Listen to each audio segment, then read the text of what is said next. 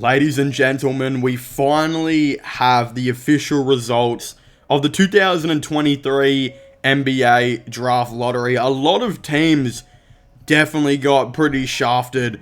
The Detroit Pistons. But a couple of teams actually did really well, like the Portland Trailblazers, where they managed to jump all the way up to the 3rd overall pick, which is a really good thing for their franchise, something they desperately needed. And again, I've been making a ton of draft videos so far this year, but all of those were made before we knew what the lottery would of course be looking like. And now we've got an idea on legitimately every pick. Of course, there's probably still going to be some trades here and there that do happen, but again, that's probably still not for a ways away right now. So again, in today's video, I'm actually going to be talking about who I think should be going with the top 5 picks in the 2023 NBA draft, giving you guys an in-depth analysis, or at least trying to, of every single pick I have. So I guess without further ado, again, if you want to go check out the other mock draft, the full version, I do recommend that. Again, the lottery will be outdated in that, but the rest of the picks will all stand clear.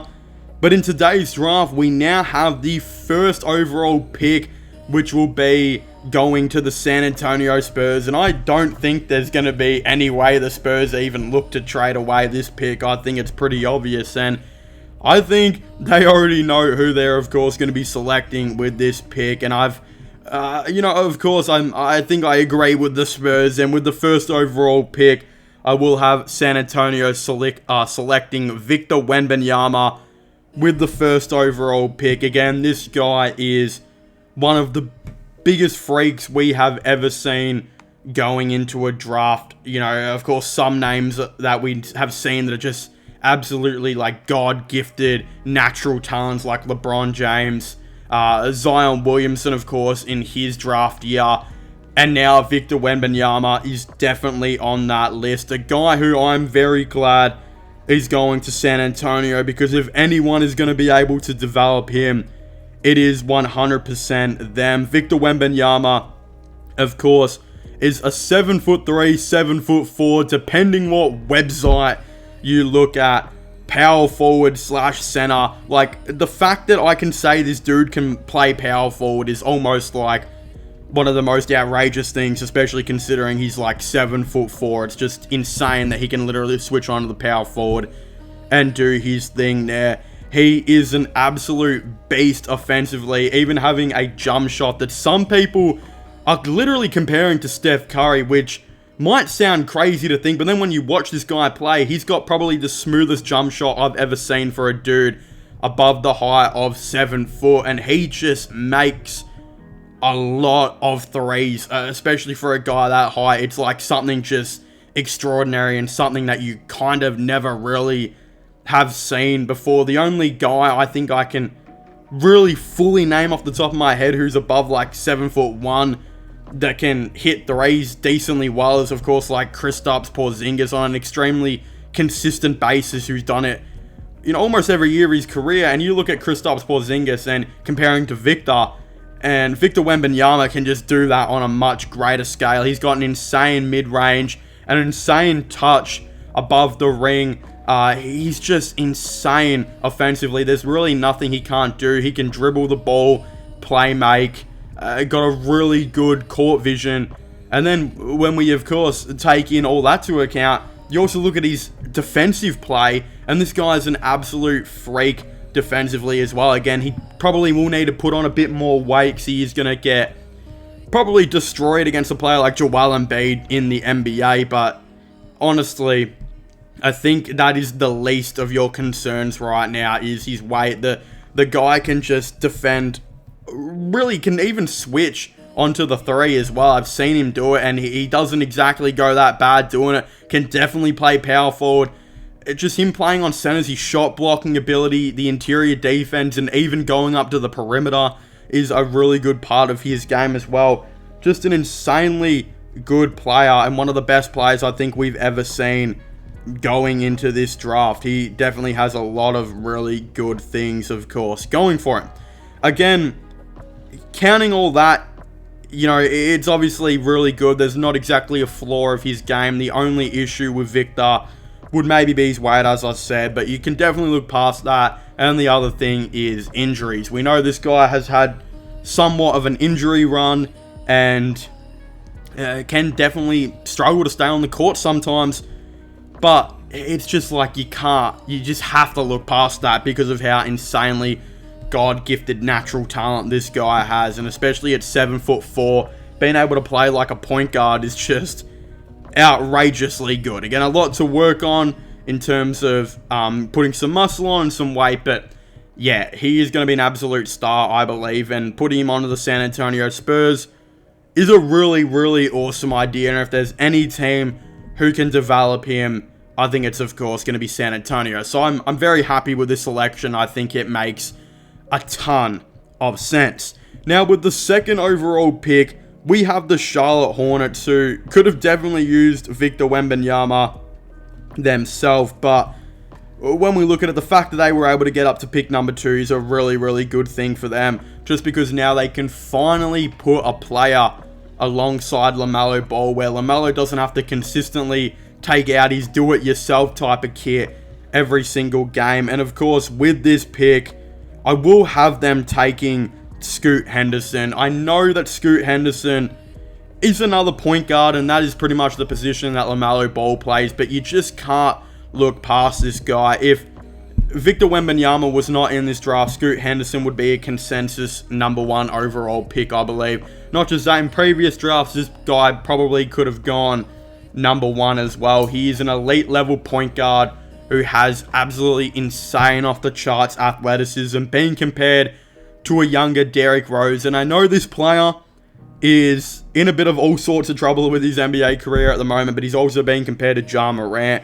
A bit of a hybrid of Ja Morant and Derrick Rose, just consistently extremely athletic, can score at really any will. His playmaking looks really, really nice as well. And in his first season against professionals in the NBA G League, I believe he did actually average around 15 points, 5 rebounds, and 5 assists, which is pretty decent stats, especially in a pro league. I always do like to see these players go onto the pros and, again, try out their game before they do, of course, get drafted. We know LaMelo Ball did it with the Australian NBL team, the Illawarra Hawks, and seeing these two potentially partner together, I think will be a really, really awesome combo guard type of thing. Again, you're looking at a dude in LaMelo Ball who is about 6'7", can definitely slot over to potentially guarding that shooting guard position if you need.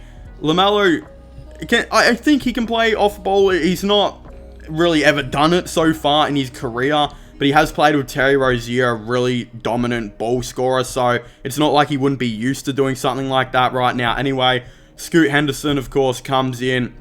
A really nice defender as well. I think that's what people don't see is, look, 15, 5, and 5 are pretty good stats. It's definitely a top 5 pick player type of stats in the NBA, but what makes him the number 2 overall is his defense is really, really underrated with his athletic frame, just being able to do all that type of stuff on the defensive end of the court.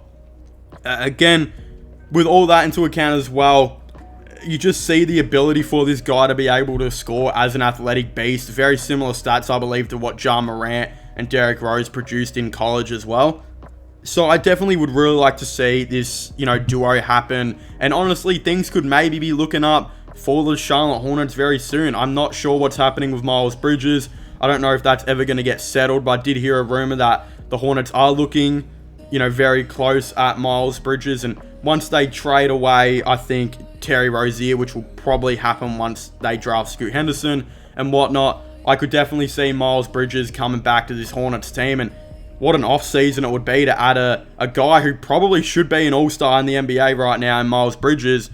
And you're also adding another guy who I think could be a future all-star in Scoot Henderson. What an offseason be for the Charlotte Hornets. And I just think this makes a whole lot of sense to probably go in and look to do a move like this, I believe. So yeah, with the second overall pick, I think it's a pretty obvious decision by the Charlotte Hornets to take Scoot Henderson. Might not be the greatest fit with LaMelo Ball, but I definitely still think there is a huge possibility that these two are going to be absolutely fantastic together. And yeah, just those two at your guards is one of the best combo guards probably going to be in the NBA. So I could definitely see this, of course, succeeding. And oh my god, if you get Miles Bridges to the team, imagine how entertaining that big three would be. LaMelo Ball, Miles Bridges, and Scoot Henderson. Like, wow. I think people forget that when Miles Bridges was on the team, the Charlotte Hornets team wasn't even that bad. Like, they were, I believe, a 10th or 9th seed at one stage. You bring Miles Bridges back, you probably add some more pieces in free agency, bring in Scoot Henderson.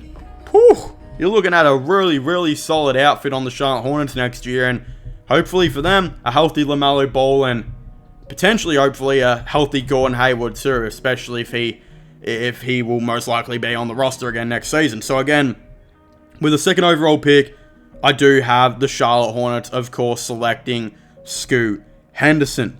Now, with the third overall pick, we do have the Portland Trail Blazers, and I am so happy that Portland got this pick. I'll talk more about that in a second, but with the third overall pick, I do have the Trailblazers, of course, selecting Brandon Miller to this team. He will be absolutely perfect. I have heard rumors that the Trailblazers are going to trade this pick, which I'll get to in a second. I'm not really liking those rumors at all, but Brandon Miller, my god, does he really add to this team and what they are trying to do. And I think he is an extremely underrated player in this draft. Probably, I want to say, almost one of my favorite players going into this draft. I am one of those guys who believes that when it's all said and done, Brandon Miller could almost go as being nearly the best player in this draft. Again, with Victor Wembanyama, we have no idea how he's going to go in the NBA, especially with the injury pass. Again, touch wood. I hope he succeeds. I think he'll be awesome, and I think he's by far the best player in the NBA. It's why I had him going at 1. Scoot Henderson at 2, I think, will be awesome as well. But there's something about Brandon Miller that's just telling me that this guy is going to be a very rock-solid dude. Being compared to Paul George as well because of his two-way ability. This guy can just score at will. He's got a good mid-range, a good 3-ball. He's got an extremely just good offensive part of his game. And I think what really comes into it as well is his defense. This dude is a rock-solid defender coming into this NBA draft. Again, I look at him and I'm just thinking, look, you're looking at a guy who's 6'9". Not only is he compared to Paul George, but he's actually taller than Paul George. And I've even heard some people say he might be more athletic. But just his ability to switch from 1 through 4, very similar to what Paul George has done for the predominant part of his career, is just an absolutely insane, natural God-gifted talent. And I think he on the Portland Trail Blazers is exactly what they need. They desperately need a small forward, I believe. They desperately need some defense to come into this team as well. And I think with a couple of things they can do to retool in free agency, this team could very well be back in the playoffs, I think, next year. And that's not even a big, really call to make. I think, look, I was never big on the Yusuf Nurkic signing. Back when they did it, I thought they needed a different type of center, and I think if they were to bring in an interior defender who can help out with the pick and roll, whether it's a backup or whatnot, could still be a really awesome decision.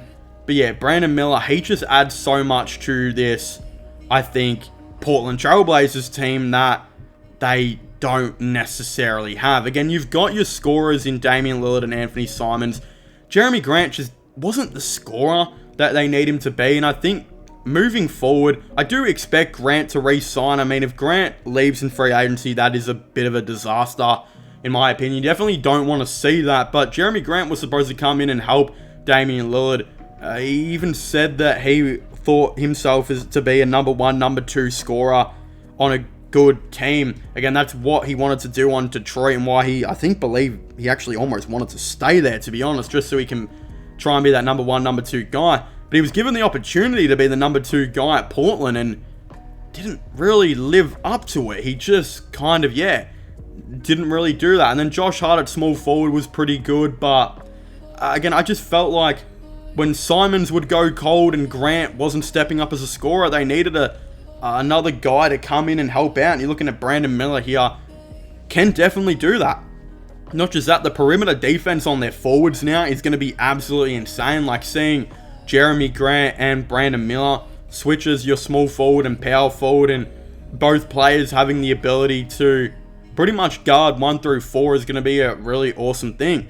And I think if Brandon Miller keeps developing that 3-point jump shot and gets it up to the ability of what like a Keegan Murray was in the draft before him, or even Paul George in the NBA would be a really awesome ability if he can get to even shooting as good as threes as PG. You're looking at Damian Lillard playmaking to 2 really, really good 3-point shooting forwards who can both defend the perimeter as well. Again, if Simons takes another step, which I believe he hopefully will next season, that Portland team will look really, really awesome on paper. Again, they've got to figure out what they want to do with their center position. It's not working. Nurkic I just don't know how great he is for this team. He's on too much money as well. It's not that great. I think you would rather a different player. But hey, if you can't get rid of him, I still think you need to go for a really good backup center in this draft anyway. But yeah, the fact that Portland want to trade this pick is so beyond weird to me.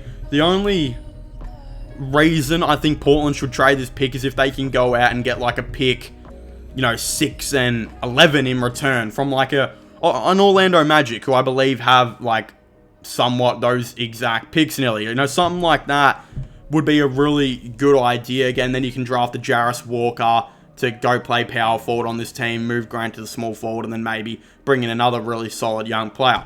But that just doesn't help Damian Lillard as much as what it would be to go out and draft Brandon Miller. So, it would be a silly idea, in my opinion, to trade this. Look, they could trade for a star with it, but yeah, I just think it's a risky and a bit of a weird decision. I would take Brandon Miller with the 3rd overall pick. I think that just so happens to be a guy who fits your team at this pick. And look, if the Charlotte Hornets for some reason decide to take Brandon Miller instead of Scoot Henderson, which I don't expect them to do, but if they do, then yeah, maybe you hit the panic button a little bit, because Scoot Henderson, not a good fit for this team at all. But Brandon Miller, my God, he would be a really, really good player to see on this Portland Trailblazers team, in my opinion.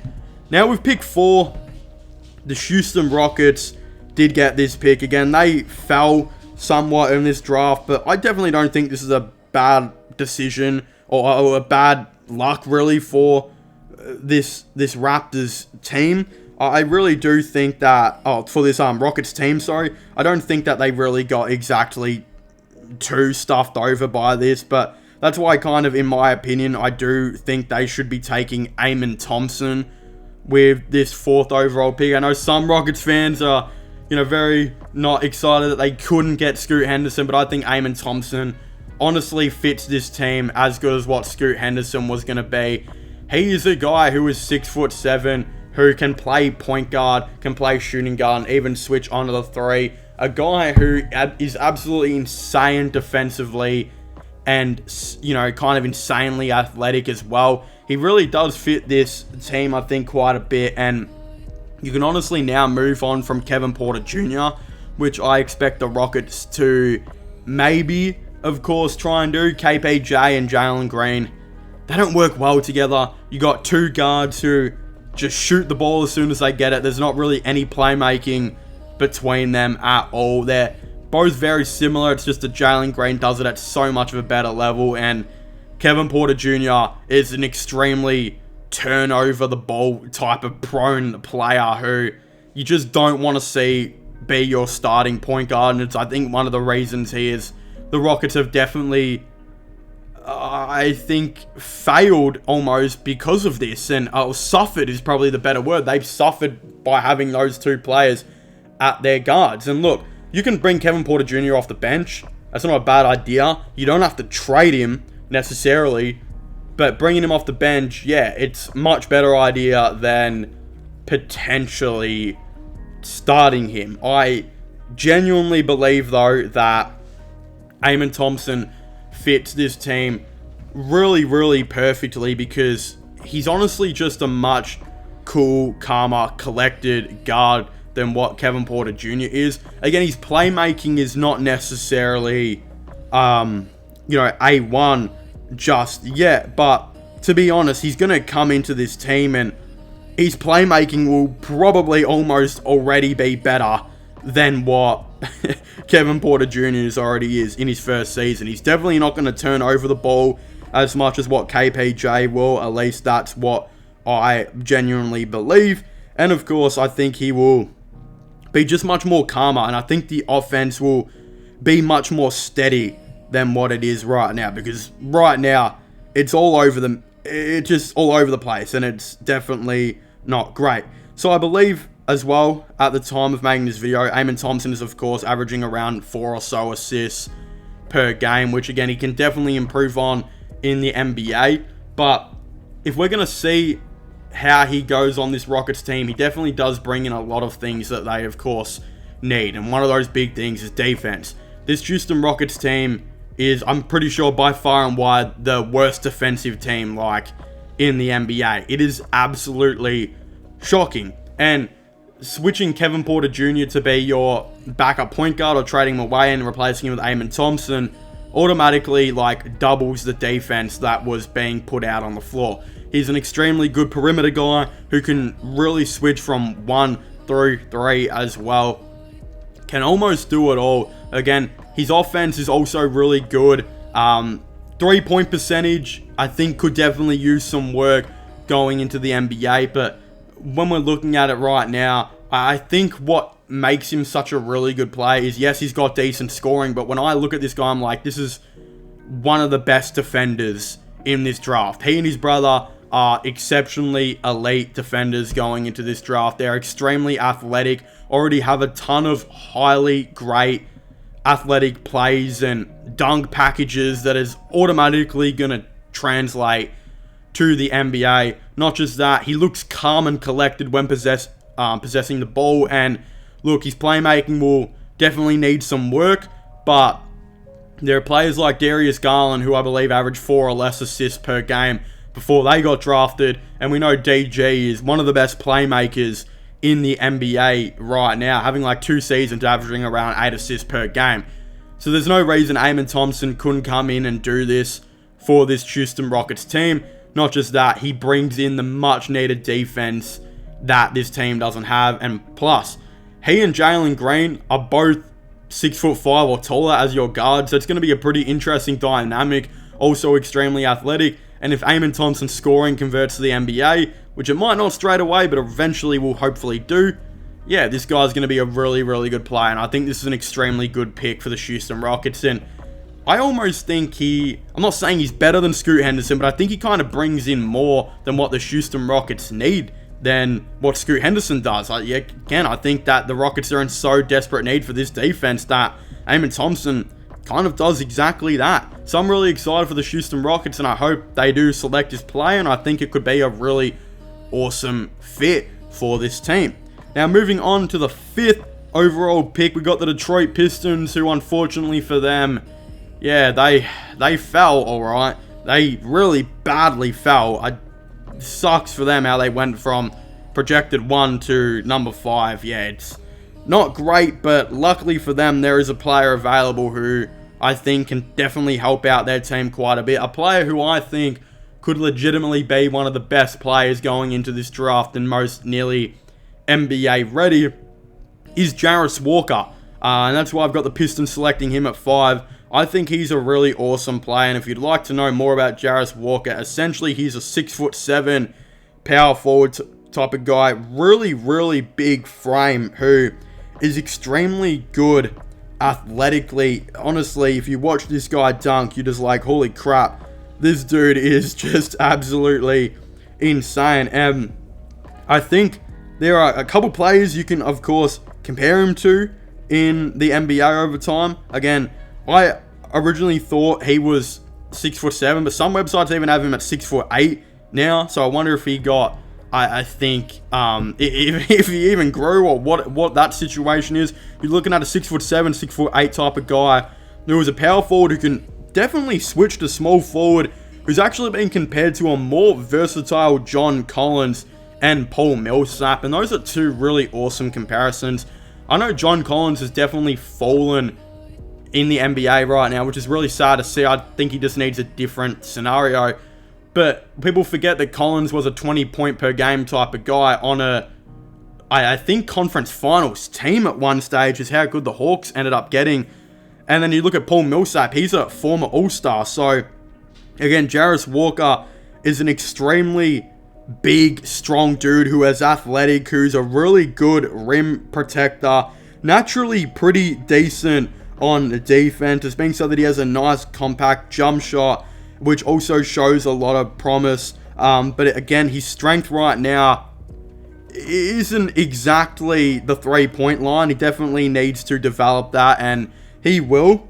But his mid-range game is definitely really, really good. And you're looking at a really big dude who can almost muscle anyone in that painted area. An extremely good defender who also has a really good mid-range shot. And I just love this for the Detroit Pistons, because Detroit have been known for so long to be an extremely good defensive franchise who are really tough as nails and kind of have that grit and grind type of play about them. And that's why I loved when they selected Jaden Ivey, because I was looking at Cade Cunningham and Ivey, and I was thinking, if these dudes can stay healthy together, you're looking at Cade Cunningham, who's like 6'8", Jaden Ivey's like 6'4", both extremely good defenders. Two are probably the best perimeter defensive guards in the league, kind of going at it together.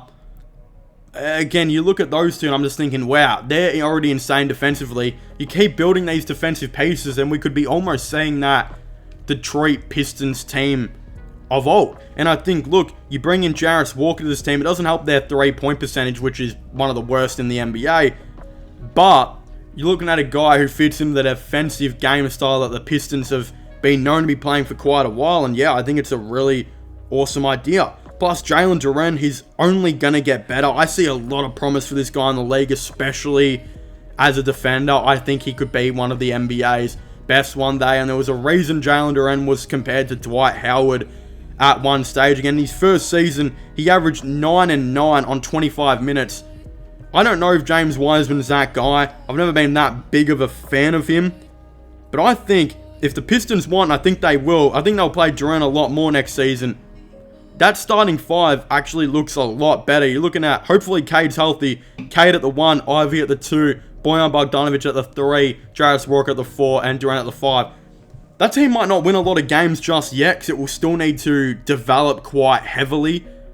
But wow, will that be a strong defensive team who are going to be tough as nails every single night. And yeah, it'd be awesome.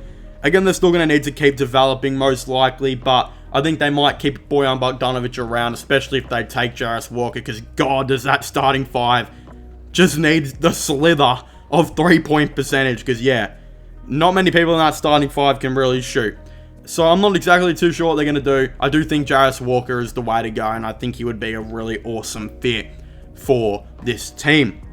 But yeah, of course, if you haven't already, please make sure to leave a like and subscribe to the channel.